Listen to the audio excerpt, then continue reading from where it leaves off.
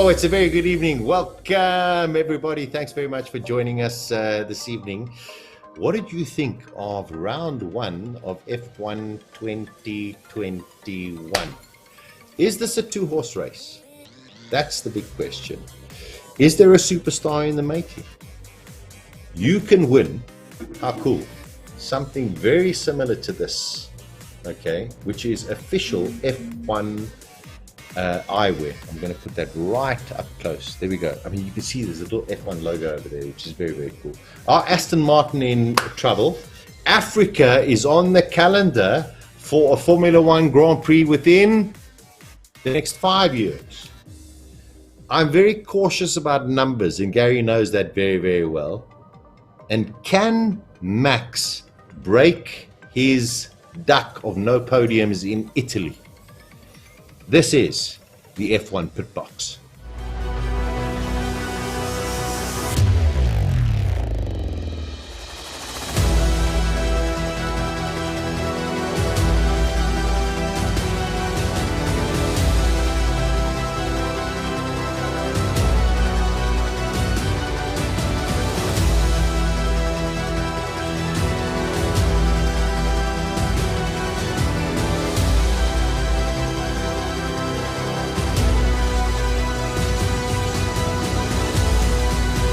This is the F1 PitBox with Sasha Martinengo and Gary Formato.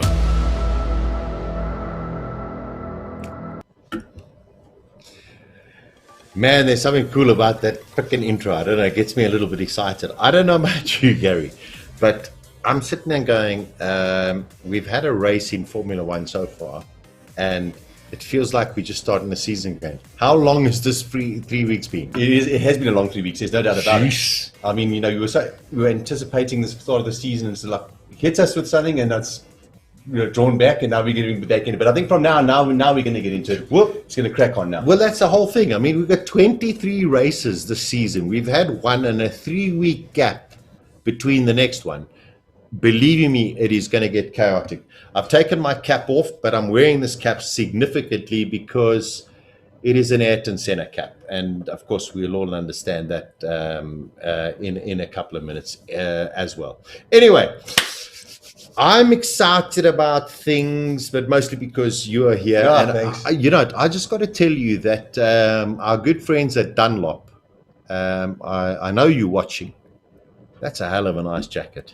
It is a nice jacket, eh? And you know, Alpine Stars, the genuine thing. Yeah, just move in a little bit closer. Just show the guys there. There we go. Alpine Stars, Dunlop jacket. Look You know, don't want to do any self-promotion. All I just want to tell my good friends at Dunlop, it's getting to winter and I'm in short sleeves. Take it as you wish. Anyway, we want you to interact with us. We love having your questions. We love you being part of the show. So wherever you are, if you're on YouTube, if you're on Facebook, whether it's through Race Day or F1 Sasha, please engage with us. Ask us questions. We'll try and get through them. We cannot promise that we can get through everything during the course of the show because it's a little bit difficult for us to interact and then also try and look at a whole lot of other things as well. Also, we have these fabulous sunglasses to give away, compliments of F1 Eyewear. They are official sunglasses of Formula One. There we go. With a couple of bob, those things, eh? Those are worth some proper cash. And I must say, Bernard and his team, thank you very, very much for your generosity. A little bit later, we're going to give you a question. Not a difficult question, but I actually today, Gary, I was sitting and going, I'd already prepared the question yesterday, but there's another brilliant question, which we're going to throw out to you in any case, just for a little bit of fun as well. Now, the whole thing about the last Grand Prix, we've got to talk about it. Bahrain. Was it what you expected? To be honest with you, not really. You know, I as much as you look at the testing and you sort of believe that Mercedes weren't as quick as they were last year, and I mean, we've seen it all before, and, you know, come race day and they flew. So on Saturday afternoon to see qualifying go the way it did, I mean, that really sort of got me going. I thought, okay, now we may have something to watch here. And look, I think all people have wanted to see was the Max and Lewis battle. Yeah. And, you know, taking nothing away from Lewis and the team at Mercedes-Benz has been the last couple of years, it hasn't allowed, in Red Bull as well, they've been on the other side of it, basically. They haven't given Max the kind of car that needs to run with Hamilton. But we wanted to see that fight because, look, there's a lot of good guys in Formula One, but for me, those are the two that we want to see battle. You know, we're going to talk about a little bit later, more in depth, but let's just get into it. You sit there and go, don't forget, Red Bull had a tenure with Renault. Okay. Didn't really work out. This hybrid era has been very difficult for every single team except Mercedes-Benz. And even their customer teams have struggled. Yeah. But it has been great for Mercedes. All of a sudden, Red Bull, now all of a sudden pushing. And you sit there and you go, whoa, okay, we've got some we've got some fun. Did Red Bull make a mistake, Gary, with the pit stop of Max Verstappen? I give massive kudos to the Red Bull organization, but there was something where I just sat there and I went, guys, you missed a trick somewhere along the line. Don't let Max have to catch Lewis and pass him. Yeah. That was my biggest thing. I think so, correct. Now, if you're in front, you don't want to have an undercut happen to you. Essentially, and make life difficult. And I think, but what really gave me hope, and it may sound a bit crazy, but was when Max gave the position back, as easy as he did. I mean, after that overtake on the outside, it sort of told me that they're in this thing for the long run and they can smell a championship here. And rather give away the position, give away the win, and not argue about it and score the points. And I think that gave me, in a strange way, a bit of, so as I say, hope that they are in this championship fight for real. The fact that they also say that they lost a lot of time during the race with Max's car, some technical issues with the differential and what have you, I think it tells us a story. So I'm certainly hoping that they're going to be exactly where they were last weekend, and we're going to have a race. And I do think we've got a race on our hands. And I mean, already you could feel after the Grand Prix. I mean, that's what, as I said, people wanted. The electricity had ignited something again there. So let's hope it remains like that. And I think it will. Unbelievable. Colin Hasty. Oh, Colin, so good to hear from you. Just one word testing. Sandbagging. Medupe Massimalo. Very good evening to you. Thanks very much. Listen, keep happening in the world of Formula One. The one thing about Lewis Hamilton, and this reminds me so much of a driver called Michael Schumacher. Never give up. Mm-hmm. When there is a chance, you go for it. And, a couple of weeks ago, something on my Facebook page saying, list your top 15 drivers. I'm a little bit older. So believing me, 15 drivers goes back a couple of years. List your top 15 drivers in the order that you think them as greatness. Not the best. I'm talking about, this is a personal opinion or whatever. And one of those drivers was Michael Schumacher, and the other one was Lewis Hamilton. For the pure reason, you just don't give up. And if you feel there's a chance, you go for it. And Lewis sat there, felt it, and, just carried on going. Because if you push the next guy, as a racing driver, if you sit there and go, oh, well, the guy's 4 seconds ahead of me, I'm going to give up. But if you push, all of a sudden, there's a chance the guy can make a mistake and you can get there. Absolutely. Yeah, absolutely. I think, look, for me, Hamilton, he's won 7 titles. He's, undisputed sort of greatest statistically. Sure. And he's just keeping on it. He just wants to keep on winning races. And he's quite rightly said, that's the mark of a champion. Listen, 7 times, it speaks for itself. But and I think that just sort of digressing slightly, for Bottas, this is going to be the biggest problem for Bottas, because I believe that Max being competitive is going to actually drive Hamilton a little bit further than he has been pushed in the last couple of years, and it's going to put Bottas in a hell of a difficult position. You take it for granted what Gary's just said, because if you have a driver of the capacity of someone like a Lewis Hamilton, and we've seen it with many other drivers as well, all of a sudden you give them a competitor or teammate that sits there and goes, well, I'll push you that 10th harder. We saw it with Ricciardo and Vettel. I'll push you a 10th harder. All of a sudden they have to go faster. And you're so right, where all of a sudden Verstappen is the one who's going to push Vettel. Hamilton. That's it. And make him go faster, which is going to make Bottas slower. Yeah. Into Russell. Yeah. Well, we'll get to that a little bit later as well. All right, let's get into the world of news. Fritz, I just want to make sure: are we both in the picture? Are we looking okay? That's more important. Now, I don't know. My birthday is next week. By the way, for those watching, I do accept all forms of gifts, especially in cash. Regardless of that. Anyway, it's my birthday next week, which doesn't matter. But Charles Leclerc got a gift, Gary. Now imagine, what are you, 22 years old?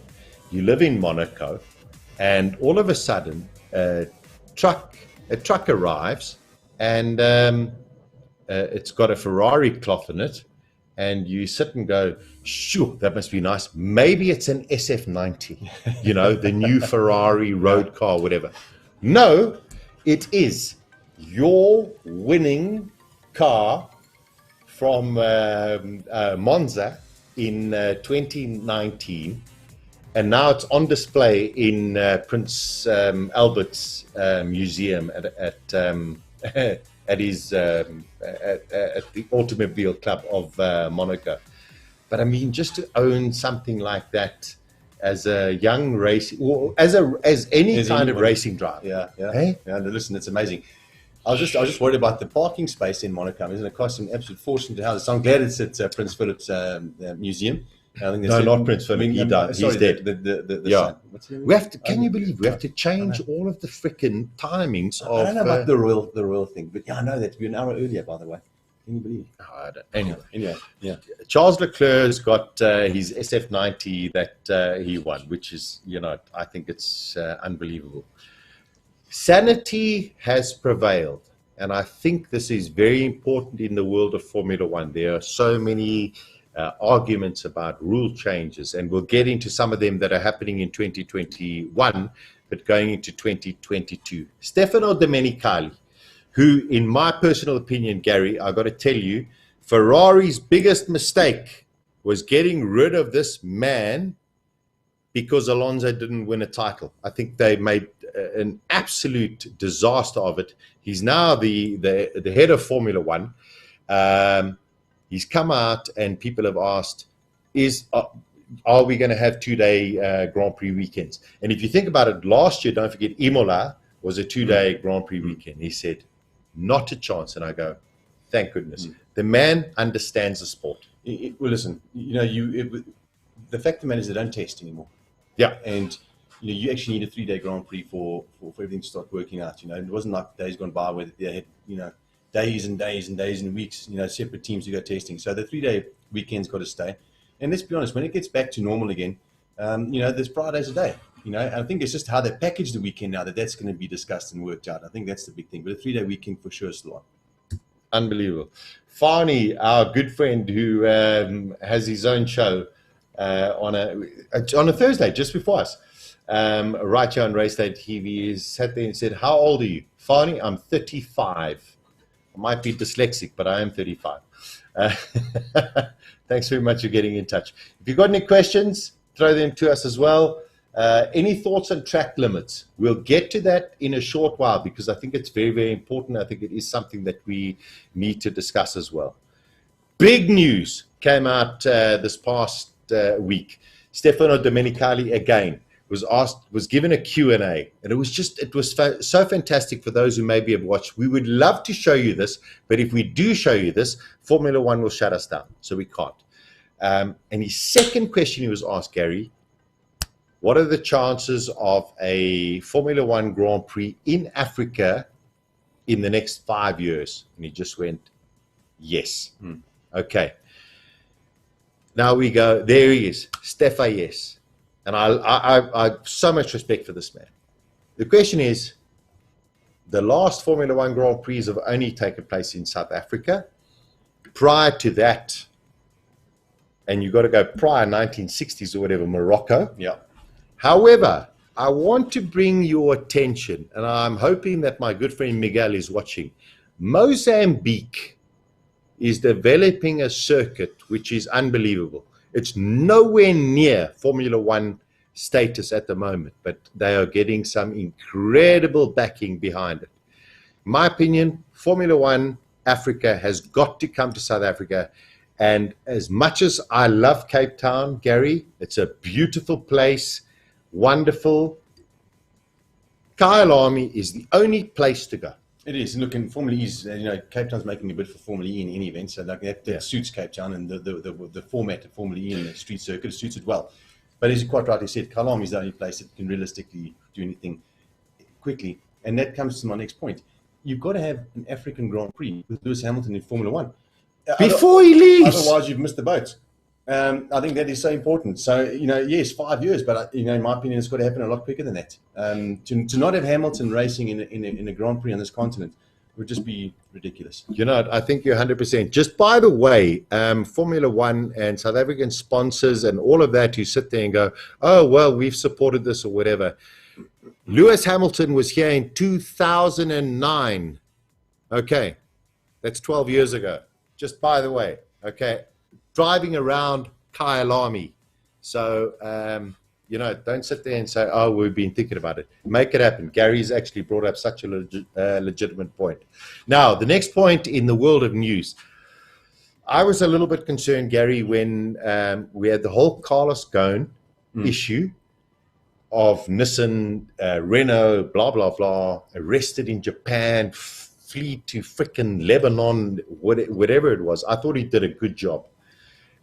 Since then, Renault has had to go through a major structure change. Cyril Abiteboul got bombed out of the Formula One team. They've got Davide Brivio from Suzuki, MotoGP, etc. But their big boss is a guy called Luca De Meo. And I've been reading a lot about this guy. Gary, I got to be honest. I think he's one of my favorites. He just reminds me of a sort of Zach Brown, a sort of, let's go there and get things going. I think he's got the right attitude. They know that this is not going to be their year, but I think going forward, this guy's got a massive commitment to Formula One, and it's so important.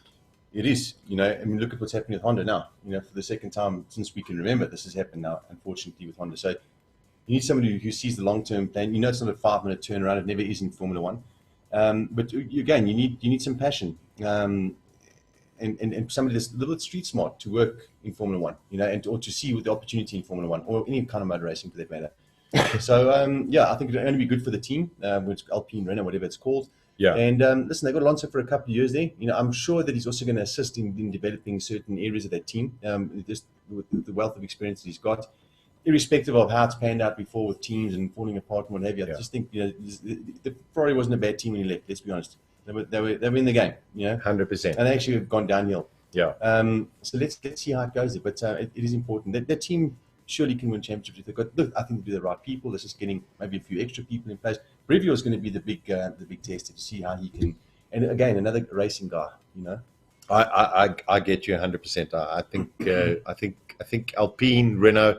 I'll be very honest. I don't believe, in my personal opinion, Renault have ever been given enough credit for what they've brought to the world of Formula One. No, they haven't. I just think, unfortunately, they've been too corporate as well. Not as corporate as maybe the Japanese teams, or companies, but I think definitely a little bit too corporate. Abiteboul was a corporate guy, owned by the French government. It never works in racing. End of story. Okay, there we go. That's a little bit of the news. Let's look at the world of technology.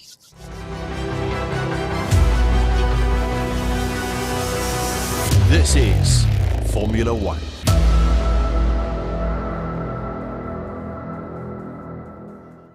I think some of in my opinion, the biggest news that has come out of the last couple of days is James Allison. Now, don't forget, James Allison was not a pioneer, but he was very instrumental in the world of Ferrari. And unfortunately, his wife died due to cancer. And he was based in Italy and decided him and his kids needed to go back to the UK, went to Mercedes-Benz, and he is, together with Toto Wolff, have been so instrumental in turning this company around. He's going to be replaced by a guy by the name of Mike Elliott, and that's going to start July the 1st. And I love the humility of James Allison, Gary. He says, I firmly believe that people have a shelf life in senior roles in the sport, and I've chosen to step away from my role as technical director in order to pass on the baton at the right time for the organization and myself. I don't know if that's corporate speak and PR. I think it is. I think it is. Okay. You've answered my question. Because, I mean, I look at Adrian Newey. Rory Byrne, for that matter, at Ferrari. He's still around Ferrari, let's be honest with you. There we go. We all know that. I think when you got clever people, you got to keep clever You keep people. them So there. who knows what the real story is there. But anyway, the fact of the matter is he's leaving. But I think, having said that, Mercedes-Benz has created such a strong team that, you know, it's not going to be like they're relying solely on one person for anything. I think the team is strong and can certainly, you know, keep itself in a good place. I think it's, I agree with Gary on that 100%. What we'll do a little bit later on in the show is we'll go through what we believe each team sort of achieved in the Bahrain Grand Prix. But now we're looking at the technical aspect of things. And this is I tell you, this is, if Otmar Schunhauer is watching the show, he's most probably not sleeping very well at night. And the problem is Aston Martin and what they call the rake. Okay. It's got nothing to do with leaves. It is the height, Gary, of the rear of the car from the ground. So if you look at drag cars, for example, those drag races or whatever, number one, there's massive tires, but the rear of the car is much higher than the front of the car. In Formula One, we've seen AlphaTauri, we've got Red Bull, that are much higher in terms of what their rake is compared to a Formula One car like Aston Martin.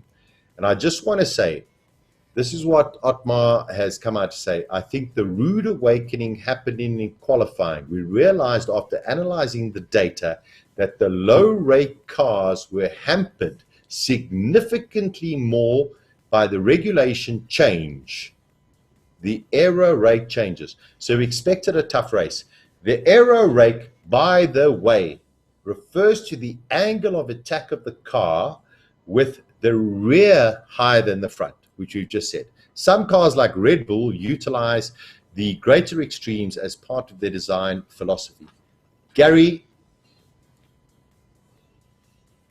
it was not a fantastic race for Aston Martin. We'll get to that a little bit later. Is this not crying over spilt milk? Look, the reality is, if they haven't got it, you know, they've been testing, they kind of knew what everybody was doing, and it just, yes, they're on the back foot. I think that's the reality of the situation. But everyone knew about it. Yeah, exactly. Okay. Yeah. Everyone knew about it, and I have to ask the question. In 2019, Ferrari were suspected of something within their engine. 2010 was a disaster. 2020 came, Racing Point, Aston Martin, had a car that looked just about identical. I know where you're going with this. Yeah. Just about identical to the 2019 Mercedes-Benz. Rear ducts, this, that, and whatever. Question about copying, etc. All of a sudden, oh, well, the rake. Everyone knew the same rules. Yeah. Everyone knew what was coming in 2021, and it was not a massive change because 2022 is what it's all about. I just sit there and go, Otmar, bite the bullet. Am I right or wrong, or am I being conspiratorial? No, look, they just haven't got it right, you know, and maybe underestimated what it was or whatever it may be, but it's just not working for them. And it hasn't worked in testing, and it didn't work in the race. So, yeah, I think definitely not the car that they had, you know, last year in a different, you know, under a different name. So, yeah, I think the team, yeah, it's going to be a tough year. You know, we know you can't turn around. We spoke about that just now in 5 minutes. And of course, you've got this philosophy that's been designed into the car, which happened, you know, a while back already. So this is going to be a hard year for them, I think. Listen, sorry to turn my face away from you. I'm just trying to see some of the comments that are coming through. Very good evening, Medupe Massemola. Fani, there we go. I'm 35. Okay, Fani, thank you very much. That's how it goes. Keep them coming in. Don't forget, you can win some sunglasses a little bit later as well. Last thing in the technical world, Red Bull Aero updates.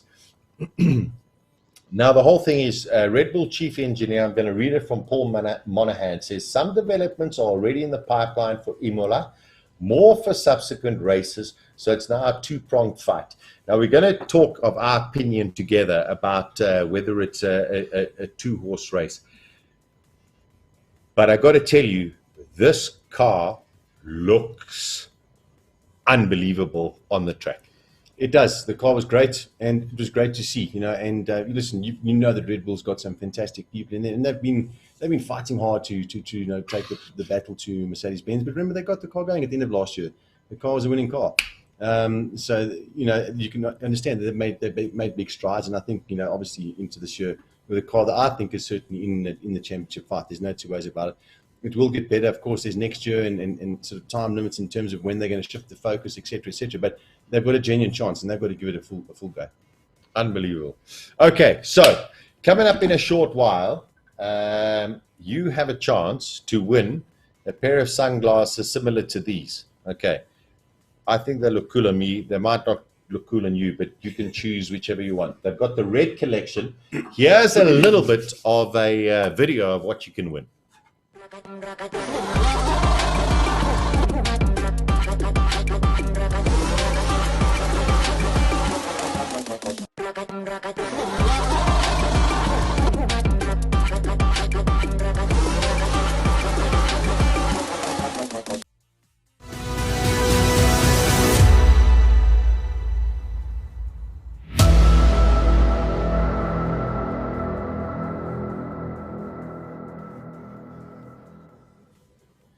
All right, welcome back. This is the F1 PitBox with Gary Formato and myself, Sasha Martinengo. And a lot of times, if you try and keep our focus onto the camera in front of you and look at pictures over here and that kind of stuff. And a lot of times we actually, Gary and I, sit and spend hours and hours and hours every single week just chatting Formula One. So that's, I think, what we need to do, and I think that's what maybe you want to see as well. In my opinion, Gary, a one-horse race is what we've seen for probably seven out of the last 8 years. Yeah. I believe we've got a two-horse race. Yeah. Okay. I really believe we've got a two-horse race. And there afterwards, we're going to discuss maybe where everybody else is. And that's the two-horse race. Yeah. The irony of that photograph that you're looking at is that's Bottas and that's Perez. Yeah. But it's Mercedes versus Red Bull. And those two could be cataclysmic when it comes to the fight for the world title. And that's exactly why, unfortunately, they had to release Albon. They had to release Gasly. Those are important positions in a team if you're in a championship winning position. And I think that both of those drivers in those cars, Perez, I think that had a fantastic race. I think he's definitely going to get a lot better. And I think they are going to be. It's crucial as to who can get in front of who. Because on an off day, if Hamilton's behind a guy like Perez, for example, it is important that Perez can score the points in the day and put a bit of a gap between Verstappen and Hamilton if it so happens. But they're now, I think, in a genuine position to be able to do that. I think we saw it in the Bahrain Grand Prix. We maybe have picked it up a little bit from testing. And I must just say, I will be the first to humbly admit that as much as I sat there and said testing was just sandbagging and rubbish and this, that, and whatever, all of the teams actually showed their pace at one time. The only thing is we just didn't know when. Yeah. But they did show their kind of pace. This all of a sudden shows, Gary, that Red Bull have the ability to take a fight to Mercedes. We spoke about it in the first show of the season as well. Last year for Honda, they want to push as hard as they can. You give Max Verstappen a car that he can drive at 10 tenths, not 11 tenths. You got to believe he can challenge, not saying beat, but challenge Lewis Hamilton. There's no doubt, and there's no doubt in my mind that Max is the guy. That's what I said earlier on. It's always been about Max. You know exactly why Red Bull have held on to him and often the kind of deals they have. He is the genuine challenger to Lewis Hamilton at this point in time. Yes, Leclerc could possibly be there, but I think maybe still a little bit too soon, just in terms of everything that's gone on. Max is still young, hell of an experienced driver now in Formula One, and just a different character as well. And I think that's what also makes the rivalry so intriguing. You've got Lewis Hamilton that's got his way of doing things and the character that he is and how he sees the world, and you've got Max who's got a different view on it completely. And that's how you generate these great sporting rivalries. It really becomes interesting. I don't think Max is sterile in any means whatsoever. I think he probably had to learn how to reel his neck in that department a little bit. but that's what makes for a thing. And we all know about 1976. With James Hunt and Niki Lauda, two very opposing characters, and it just turned out to be a great rivalry. And I'm hoping we get something of that kind. And I think really you've also got to be fortunate enough, or sort of take cognizance of the fact that we are seeing two of the possibly the greatest, or definitely in this era, having a full go, and that's important to me. I'm so glad you bring that up, because I think too many people just sit there and go, Senna was the greatest, or Prost was the greatest, or Jim Clark was the greatest, or Michael Schumacher was the greatest. You've got to look at where you are right now, and believe you me, and I agree with you, Gary, Lewis Hamilton, Max Verstappen are the greatest drivers out there at present. You brought up something which is very significant. Charles Leclerc, wonderful, unbelievable racing driver. We all know that. So is Lando Norris, so is Ricciardo, so is Sainz, so is this, that, and whatever. It is a two-horse race for this reason. The fact that Max Verstappen was able to get that close to Lewis Hamilton and challenge him all of the way without actually freaking overdriving the car. That's what's important. Third place was 40 seconds behind the leader. Understand that. 40 seconds. So yes, McLaren, Gary, believe they've got potential. Ferrari, we know, a hell of a lot better than last year. Alpha Tauri, we know can be challengers. Alfa Romeo impressed us tremendously. Aston Martin got into the points, but I think a little bit fortunately. But you're 40 seconds behind the 8 ball, and on top of it, none of these teams are developing. None of these teams are developing their cars. If anything, this Grand Prix at Imola are the last updates for the majority of the teams. The only two teams that really are going to develop from now, Gary, are going to be Mercedes and Red Bull. That's it. And the gap's just going to grow. Okay. I think you've answered the question.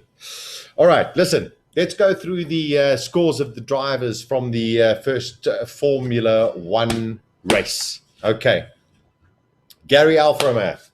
Let's have a look at our two drivers. We've got Kimi Raikkonen and Antonio Giovannazi. I think both of them drove a great race. But I do, I do sit there and go, hold on a second. Raikkonen was on Giovannazi the whole time and sat there said, I'm faster. Let him through. Yeah, listen. Am I right? You're a racing driver. How difficult is that? What if you're running a team and you've got somebody else that's potentially going to score more points on the day? You kind of got to let it happen. But listen, Giovanazzi, as we said, he's done well. He's done well, and I think he's improved a lot. But he definitely seems to have a little bit of protection from somewhere, And he's had some bad years. He's been in there, and he's got to the point now where he's established himself. But I think it's a situation from a team point of view. If you're a team owner and you're going to score points, where's your best opportunity going to come from? And I think that's what you could look at. Had they let Raikkonen through at the right time, he would have gotten the points. And that's important stuff. A point is worth $20 million. End of story. Finished. Sure. The Alpine drivers, Fernando Alonso, Esteban Ocon, Alonso, yes, got some debris into the car. It gave him unfortunate premature end. But the one thing I want to say about that, though, just Alonso's start. We become accustomed to seeing Alonso making up a lot of positions. So it didn't happen. Yeah. And that was the first thing I noticed with Alonso as the Grand Prix started. He didn't make up the places like Correct. we always expected Alonso to see. So, what's that all about? Is the systems that they're using in there not as good? Or is it, is he maybe a little rusty from not being in Formula One? Who knows? But it wasn't what I expected at the start point. Or is he 39 years old? Doesn't have the reflexes. But then you don't want to say that, but who knows? No, 100%. Ocon, okay. Alpine didn't have a fantastic weekend, let's be honest. But their focus is on 2022. Yeah. Luca De Mayo said, we will give you the best freaking car ever in the history of Renault in 2022. Those are his words. Okay, we go. Now, this is a very worrying team for me at the moment, Gary. Aston Martin, Sebastian Vettel, and Lance Stroll. Yes, Lance got into the points. Well done to him. Fantastic. Sebastian Vettel has left Ferrari on where your self-esteem is nothing. Yeah. This guy's a 4 times world champion. He's third in the list of wins. He's the youngest ever driver to win. I mean, it's just unbelievable what this guy's achieved. He's gone from Ferrari into this car and had a shocker in qualifying, shocker in the race. And we've heard from the team as well. They're complaining about the rules, regulations, this, that, and whatever. How is he going to bounce back? Is he going to bounce back, or is he just going to sit there and go, this is not worth it? Well, it's exactly what's going through my mind as well. A tough year, needed to actually come out blazing. It didn't happen like that. And what we've seen with Vettel, though, over the years, even at Red Bull, when Ricciardo arrived, if the things don't go his way, he doesn't really have a good time of it. Yeah. And I think it's going to be interesting to see now where is Vettel. This is a unique situation for him. I mean, he's never really been in an environment where the car hasn't been the best, or should be in the championship fight. We really knew it was going to be a tough one. I think the fact that the car was so quick last year probably convinced him to do this deal with him. What's going to change? That's the thing. What's going to change? Yeah, I mean, all of a sudden he goes, oh, that's Racing Point. All of a sudden they don't have the Mercedes brake ducts at this, that, whatever. It's not working. Yeah. Ferrari, Leclerc, Carlos Sainz, you got to sit there and go, they have to be happy. Yeah, exactly. Compared to where they were last year, they've got to be happy. And you've got to be happy even with Carlos Sainz. Unbelievable. I think there was a big sort of question mark, around him, sort of saying, is he going to perform well? Is he the number 2, the Barrichello, the Massa, the Ferrari, normal Ferrari strategy? I think he did an exceptional job over the weekend. He was quick. Quick. I mean, listen, they're in a good space in terms of their driver pairing. Yeah, I think it's. I agree with that. Oh, okay. The Haas drivers, Mick Schumacher, Nikita Mazepin. The memes in the last 2 weeks about Nikita Mazepin. It's a bit unfair, I think. Everyone's a freaking keyboard warrior. Yeah. You sit there and get yourself in a Formula One car, not that easy. Yes, Mazepin is not the most liked oak in the world or whatever. He spun. Thank you very much. End of story. The one thing that did surprise me, Gary, is Mick Schumacher has come out in the last couple of days saying he believes the Haas could be good enough to get into Q2. And if you sit there and think about it, that the Haas car has got no updates for the rest of the year, I don't know if that's PR talk or just him sitting and praying for a miracle. Yeah, I don't see it at all. I think when you're in that situation, it is praying for a miracle. And as you quite rightly said, that the lack of development, and this year it's going to be tough. But I think in Schumacher's case, as we spoke about, he's just got to get on and do the job. There's no expectation on him. It's a perfect situation for him, because he is the kind of driver that I think needs a year to develop and get to grips with things. And Agreed. I think will really sort of shoot up. The graph will from next year really increase. I want to bring up one point here. Yes, Mazepin. Sorry, I actually didn't mean that intentionally. Mazepin spun after three corners. Schumacher spun on the second lap. Okay, didn't crash into the wall. My opinion, Gary, is push that car to the limit, and nobody ever wants to crash. You know it as a racing driver, but push it to the limit to sit there, because they know it's slow. push it to the limit to sit there and go, okay, I went in at 180, now I'm going to go in at 190, and if I lose it, I lose it. Surely that's how he's going to learn. So is that the wrong idea or the right idea? I think in this day and age, with the amount of data that's available, I think the job for Schumacher and Mazepin, for that matter, and unfortunately just didn't get off to a good start there, but Schumacher, that data will become available somewhere along the line if someone's having a look at him from another team, particularly if it's a Ferrari team. They use the same engines and what have you. So there will be a lot of information available, and there's a lot these days. Is just really work on that and make sure that whoever's going to look at that data going forward is going to look at it and say, okay, this guy's done a good job in a very difficult car. I mean, that's all you can do. You don't want to be crashing too much. I don't think, it is expensive to crash. Teams don't want crashes either. It's a very different sort of setup that or approach that I think Schumacher needs to. Mazepin, on the other hand, he was, I feel a bit sorry for him. He's coming under a lot of heat, for huge heat at that age. Yeah, it's tough. It's tough. You've got all these sort of tags to shake off. You're there because of the family connections. You've got the incident that happened last year. You didn't shape in your first Grand Prix. These are the kind of things that can break you. So, I think for Mazepin, it's how he handles the whole thing from a psychological point of view. No, not going to be easy. Okay, let's get on to McLaren. Whoa, Gary. Fantastic qualifying. The car looks unbelievable when you're 40 seconds down the road. Not brilliant.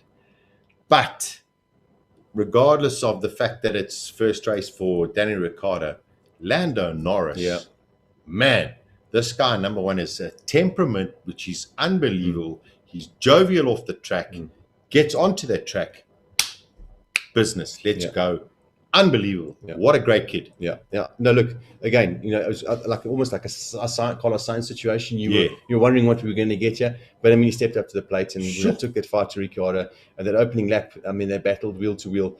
That also said to me, this could lead to a bit of drama for that team as well, because I don't think any of them are going to want to give an inch.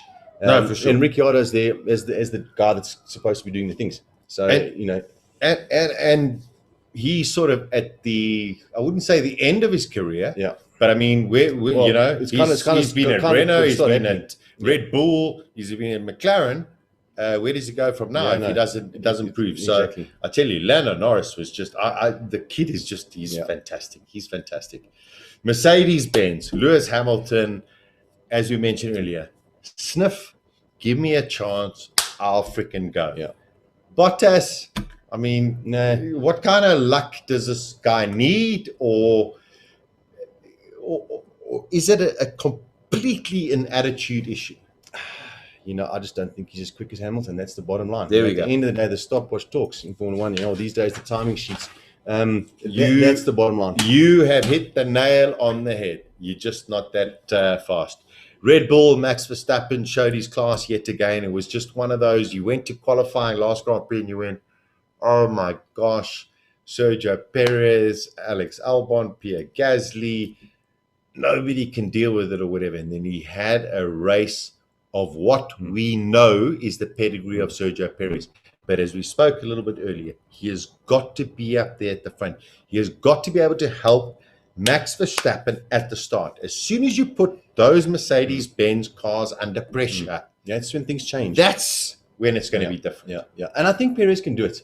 For sure. I think the maturity is there. I think the speed is there. He's got tenacity of note. I think he's a great choice by the team. And I'm looking forward to seeing him deliver as well. He was pretty cool and calm when things didn't go his way. Upset, you could hear he was upset, but he got on with it. And that's important. Yeah, listen, we missed AlphaTauri. We'll get to that in a short while. Sorry, Fritz. Last one, Williams, George Russell, Nicholas Latifi. Russell, just in a different league. Yeah. Different league to Latifi. You know what? Hell of a nice guy, fast racing driver, but not George Russell. Well, that's the thing. If you want to be in Formula 1 for a long time and a genuine Formula 1 driver, you've got to be a Russell. I think the frustration, to me, it's going to be how is Russell going to contain the frustration? He knows what he can do in Formula 1. He knows what he's got now in Formula 1. How's he going to work that? I think there's one thing that works in his benefit at the moment. He did come out in the last couple of days sitting and saying, we can go out there and race as opposed to drive for survival. And I think that is just going to open his shoulders or whatever and just go. And I think he's the one who's going to go, I went in at 110, I'm going in at 115, and if I spin, I spin. Yeah, he's proven his point. Oh, no, he's done it. We saw it last year. Fritz, if I can ask you, just to go back to image number 10, because sorry, it was my fault. We missed it out. Alpha Tauri. Pierre Gasly, unfortunately, retired, was having a great race or whatever. But this kid, Gary, I haven't been as excited about, I'm not even talking just a Japanese racing driver. I loved Sato when he came in.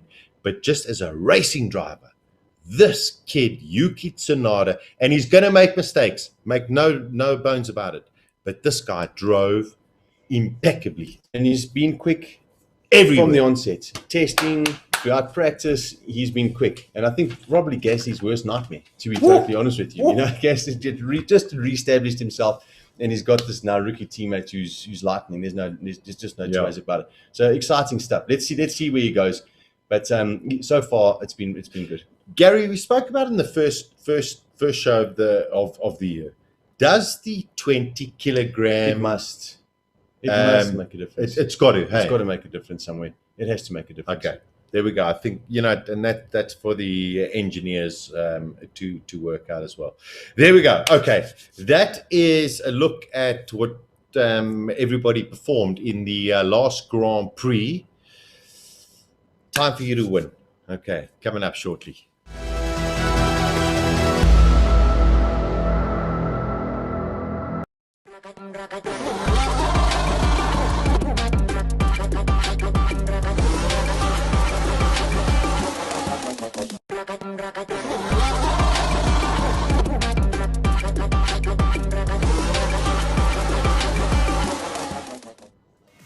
All right, all you have to do is go and look at ifashion.co.za. Okay, that is the web page, ifashion.co.za. You can't win these exact sunglasses, but you can win something very, very similar. These are the official Formula One sunglasses available here in South Africa. And we've got a pair of ladies or gents to give away to you this evening. Here is the question. Okay, but hold on.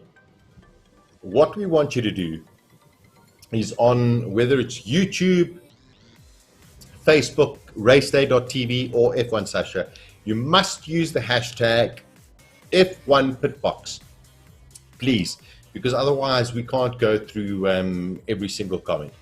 Hashtag F1 PitBox. And from there, we will choose a winner. We will put all of the correct answers into a hat, and we will choose it from there. Now, there were actually two questions I was thinking about this, Gary, because today is very significant because Ralf Schumacher won at Imola today. Okay, back in I can't remember, 2000. I mean, 2000, 2001. There was something very significant about that, but that's not the question. This is the question. Besides 2020, which was last year, and 2021, which is happening this weekend, it is called the Emilia Romagna. It's actually the Pirelli Emilia Romagna Formula One Grand Prix, and Red Bull can do a pit stop quicker than you can say that. But we have always known it as the San Marino Grand Prix. Yeah. We've always known it as San Marino Grand Prix. In 1980, okay, maybe before you were born, but it doesn't matter. It was the host of the official Italian Grand Prix at Imola. Okay, in 1980, the Imola circuit was the official place of the Italian Grand Prix besides Monza. Why? That is the question. Why was Imola used as the official Italian Grand Prix circuit in 1980 as opposed to Monza? Use the hashtag F1 PitBox, okay, and submit your answer on the various platforms, and from there Gary, don't answer. Oh, I know you. oh, I know you know the answer. Okay, and a little bit later we will. We won't give you our winner, but we will give you the question again. You can win yourself some fabulous Formula One sunglasses, and you can go and check them out at ifashion.co.za. All right, let's have a look at what's happening this weekend.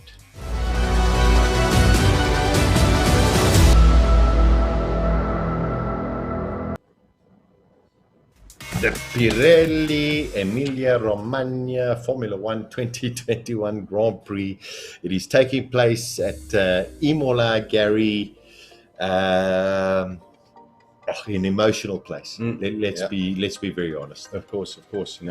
Yes, of course. We know the incidents of 1994, and of course, I think that's just always, it's part of the deal now. Yeah. But also for me personally, probably a raceway or racetrack that really sort of ignited my true sort of passion for Formula One in 1982 when Didier Pironi beat Gilles Villeneuve in that epic Ferrari duel. And it was just which created chaos. Yeah, and that's where I remember San Marino from. That was the first time I really sort of took up and paid attention to what Formula One was. Unbelievable. I mean, I remember it like a blink of an eye. Now, apparently, some prince died, and there's a change to the schedule. We're an hour behind now. We're an hour earlier. No. We're the same time as Italy. Okay. Same time as Italy. However, they've had to change the times of all of the sessions. So there it is. Practice 11 o'clock. These are South African times. So they're 11 o'clock tomorrow till 12. Practice is 2 until 2:30 to 3:30. Then we've got practice 3 on Saturday from 11 to 12. Qualifying 2 until 3. The race is at 3 o'clock on a Sunday afternoon. So the whole thing about it is they've had to change the Saturday time, and because of that, they had to change the Friday and the Sunday time. Mm-hmm. So there we go. That's your schedule tomorrow. Okay, 11 o'clock in the morning. Now, weather-wise, Gary, I mean, we are sitting here in South Africa. We are in the middle of autumn. Okay, you've got a jacket on, but because I'm slacker, it's freaking 20 degrees. 13 degrees, Gary. Okay. Everyone's got the same tires. Everyone's got the same allocation of tires from Pirelli. Colder tire compared to what they were racing in Bahrain. Do we know anything better? Well, we don't know. It's all about getting temperature into the tires. So they were testing in Bahrain. There's temperature there. There's another into what we know is Europe on a bad day. It's cold. It can be wet as well. So yes, I think this is certainly going to also possibly throw a cat amongst the pigeons in terms of people getting their tire temperatures up to where they need to be to make them perform. So I don't think a straightforward weekend. It's going to be a weekend for the engineers and teams to sort out. There we go. Fritz has gone out. He typed that out himself. Thick veil of altitude clouds spreading over the circuit. I mean, for goodness sake, Fritz, you're a genius. Anyway, that's your that's your look at what the temperatures are going to be. But I mean, it's going to 12 degrees Celsius. That is going to be proper cold. Yeah.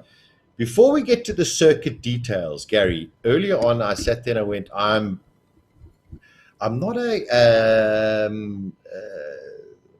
superstitious person. I have a little bit of OCD syndromes here and there or whatever. But there is something about numbers, and you know that from me. Yeah. There's something about numbers that worries me just a little bit.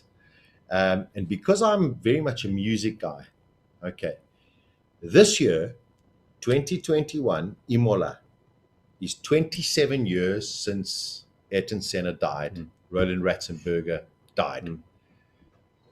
In the world of music and the arts, 27 is a difficult number. Jimi Hendrix, Kurt Cobain, Amy Winehouse,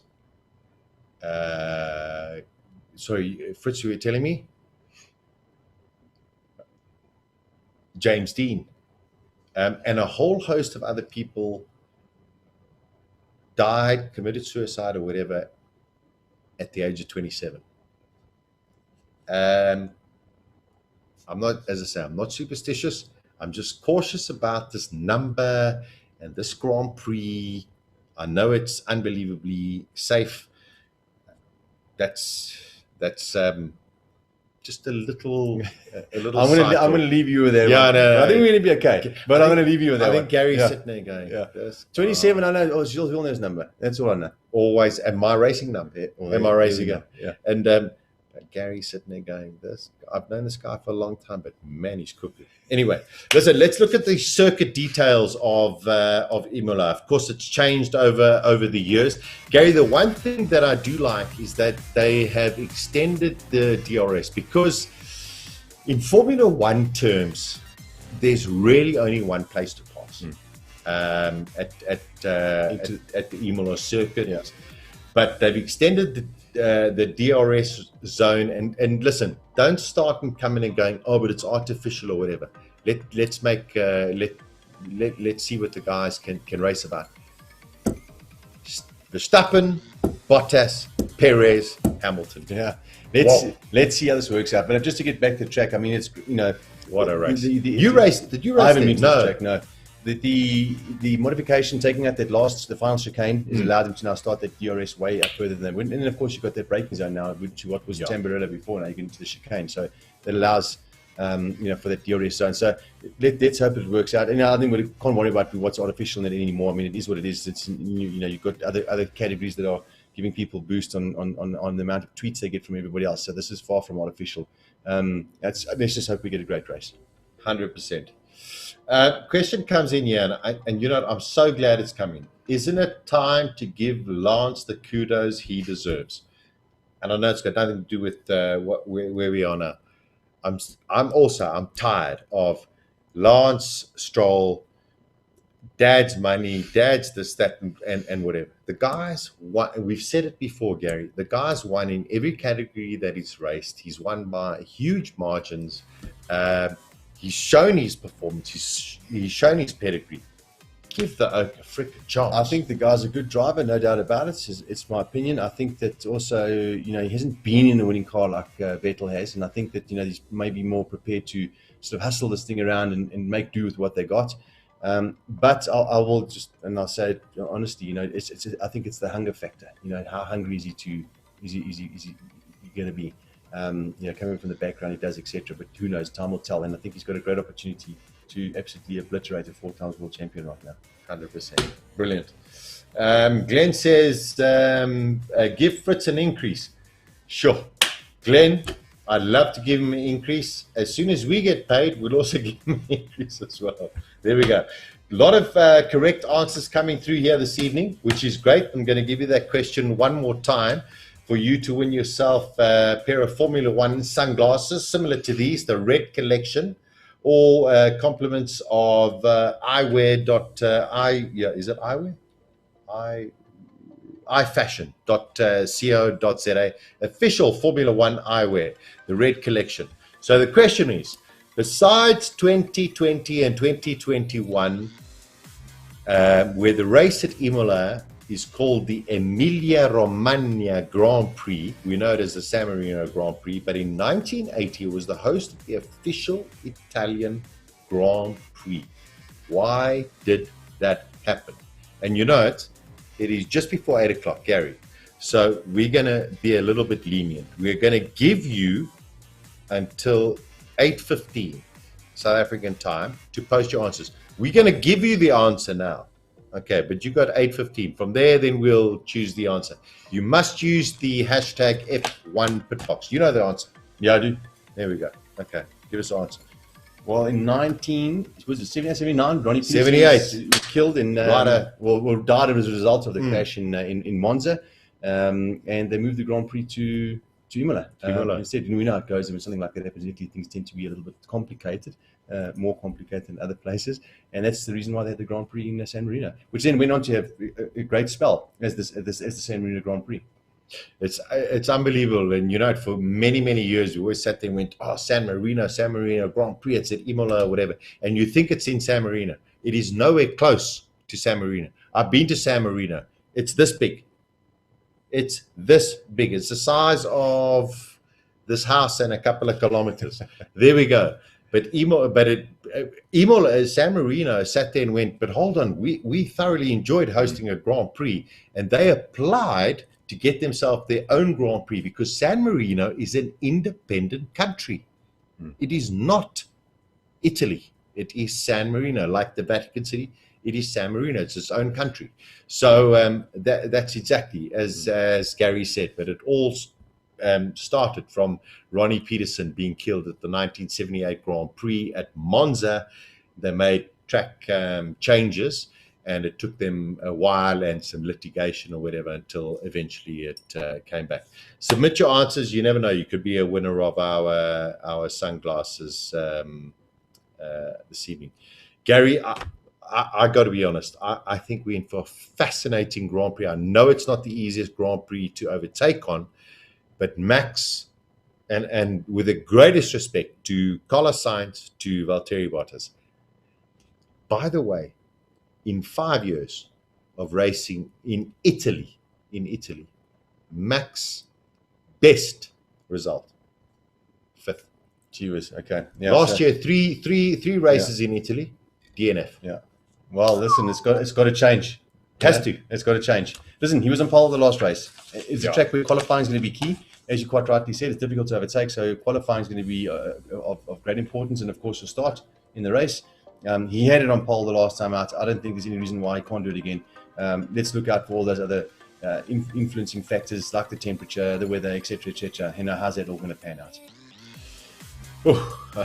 Listen, I can't wait. 11 o'clock tomorrow morning. I think it's going to be unbelievable. Also, next race, we're going to have some great news about the F1 PitBox live at the Baron in 4 ways. God willing, but I think it's going to be really, really cool. I don't make predictions, Gary, but I just love the fact that all of a sudden we saw it in the first race. Let's hope it continues, that we have some great racing this week. Let's hope so. And of course, there's a couple of unanswered questions. How's Pirelli going to go? Is Mick Schumacher going to do his thing? There's lots of stories down the field as well. So yeah, I think it'll be interesting Grand Prix. Also, got to say, welcome back, Marc Marquez. Yes. To MotoGP. Yes, absolutely. Man, MotoGP, Formula One this weekend. Oh, it's going to be, and apparently there's a Prince's funeral, because I'm sure everybody loves watching funerals. I don't know. I don't get it. Anyway, guys, massive thank you, Fritz and Henk, for putting everything together for us this evening. Submit your answers. Use the hashtag F1 PitBox. We'll go through all of the answers. We'll get hold of you either via either of the social media platforms, and we'll chat to you very, very soon. From Gary and myself, take care. Let's go racing.